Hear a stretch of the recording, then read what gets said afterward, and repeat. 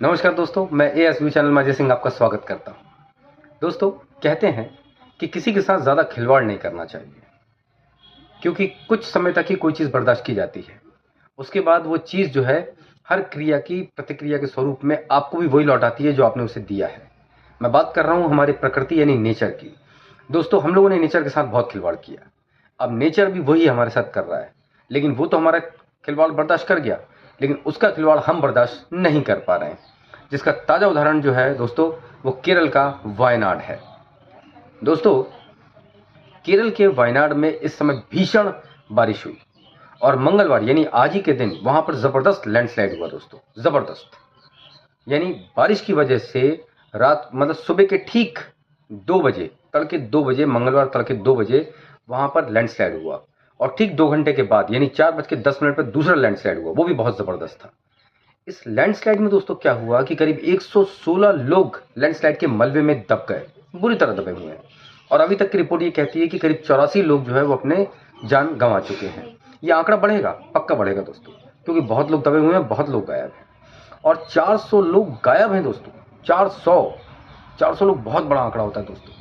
उसके बाद 400 लोग गायब होने के बाद 4 गांव का तो पता ही नहीं है कि वो गांव गए कहां। बताइए आप, 4 गांव, 400 लोग गायब, इतना बड़ा आंकड़ा। तो मौत का आंकड़ा तो बढ़ेगा, इसमें कोई दो राय नहीं। दोस्तों, राहत एवं बचाव कार्य पूरा जारी कर रखा है। एनडीआरएफ, एसडीआरएफ की टीमें लगी हुई हैं। बेचारे दिन रात काम कर रहे हैं कि कैसे भी जितने ज़्यादा से ज़्यादा लोगों को बचाया जा सके। भगवान करे बचे। आर्मी के सोल्जर्स भेजे गए हैं 225 कि वो और हाथ बटाएं एनडीआरएफ का। 2 हेलीकॉप्टर भेजे गए हैं जो रेस्क्यू में सहायता करेंगे, लेकिन वो हेलीकॉप्टर अभी तक वायनाड नहीं पहुंच पाए हैं क्योंकि बारिश बहुत ज़्यादा है, तो उनको कोझिकोडे से ही वापस भेज दिया गया है।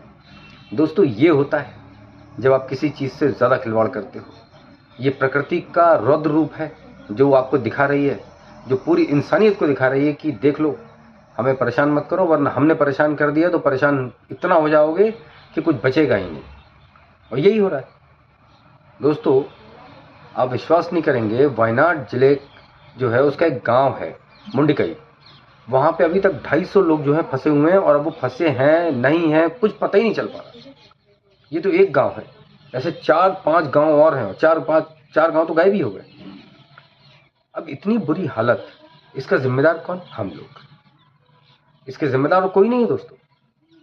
अच्छा, सबसे बड़ी बात ये दोस्तों कि वायनाड के अंदर ये पहली बार ऐसा नहीं हुआ है। 2019 के अंदर भी इसी तरीके की लैंडस्लाइड हुआ था, यानी ठीक 5 साल पहले, लेकिन उसके अंदर कैजुअलिटी इतनी ज़्यादा नहीं थी, लोग इतने मरे नहीं थे। लैंडस्लाइड हुआ, लोग मरे, 17 लोग करीब मरे थे। हाँ, 5 लोग जरूर ये हुआ था कि गायब हो गए थे, वो आज तक नहीं मिले। 5 साल बाद भी बताइए आप, वो आज तक नहीं मिले। दोस्तों, सवाल ये उठता है कि आखिर केरल के वायनाड में इतना लैंडस्लाइड होता क्यों है? क्या कारण है उसका कि इतना सब लैंडस्लाइड हो रहा है? मैं बताता हूँ। एक्चुअली क्या है दोस्तों कि केरल का जो वायनाड है, ये केरल के नॉर्थ ईस्ट में पड़ता है, यानी उत्तर पूर्व में। और ये केरल का एकमात्र पठारी एरिया है वायनाड। अब पठारी एरिया है तो यहाँ मिट्टी पत्थर सब है, और इन पत्थर पर उगने वाले पेड़ पौधे भी हैं और ऊंची नीचे टीले भी हैं। जियोलॉजिकल सर्वे ऑफ इंडिया 2021 की रिपोर्ट ये कहती है कि वायनाड के अंदर, यानी पूरे केरल की बात कर लें तो केरल में 43%, 43% जो है वो एरिया जो है वो लैंडस्लाइड प्रभावित है। 43%, यानी वहाँ पर इतना एरिया है जहाँ पे लैंडस्लाइड आता ही आता है। और वायनाड का 51%, केवल वायनाड की बात कर रहे हैं, वो वायनाड का 51% हिस्सा जो है वो ज़मीन ढलान वाला एरिया है और ये पूरा जो है वो लैंडस्लाइड प्रभावित है। यानी यहाँ पे तो लैंडस्लाइड होना ही होना है, उसको कोई रोक ही नहीं सकता। अच्छा, वहाँ पे भूस्खलन के कोई और भी कारण हैं, जैसे वहाँ पर जो वायनाड का पठार है वो ऊंचा है बहुत। ऊंचाई के कारण क्या है कि वहाँ पे मानसून के सीजन में बहुत ज़बरदस्त बारिश होती है, बहुत ज़बरदस्त, जिसकी वजह से भी लैंडस्लाइड आने की संभावना बहुत ज़्यादा हो जाती है। एक कारण और रहा दोस्तों कि वायनाड में एक नदी है, काबिनी नदी। काबिनी नदी के अंदर और उसकी एक सहायक नदी है, उस सहायक नदी में अभी लैंडस्लाइड के बाद इतनी ज़बरदस्त बाढ़ आई कि उसने बहुत ज़्यादा नुकसान किया वायनाड का, बहुत ज़्यादा। अच्छा, वायनाड के अंदर ये तो प्रकृति की मार है और एक अप्राकृतिक मार भी है जिसके जिम्मेदार हम लोग हैं, हम इंसान जाति के लोग। अच्छा, वही मुझे अभी तक लगा कि इंसान का कोई रूल नहीं आया तो ऐसा तो संभव ही नहीं था। इस प्रकृति में जो भी गलत हो रहा है वो सब इंसान की देन है।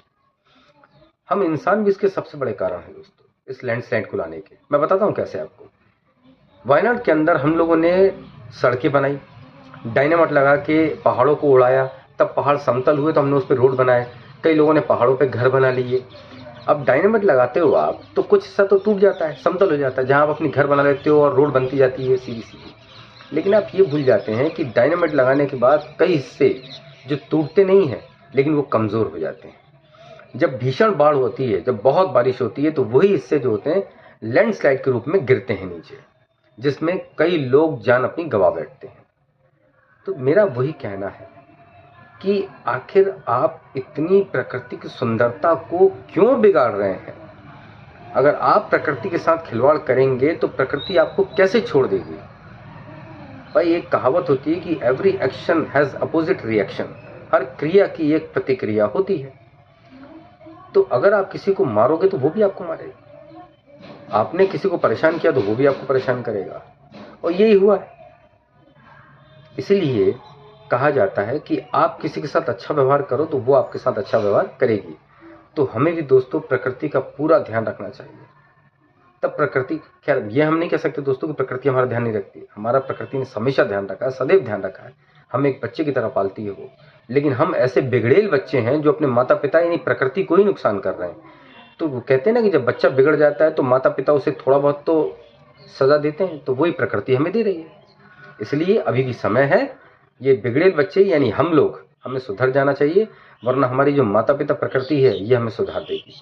लेकिन ये ऐसा सुधारेगी कि फिर हम किसी लायक बचेंगे ही नहीं। इसलिए समय रहते हम सुधरें और इस बात को समझें कि ज़्यादा प्रकृति से छेड़छाड़ ठीक नहीं है। दोस्तों, आज के लिए बस इतना ही। कल एक नए विषय पर मिलते हैं।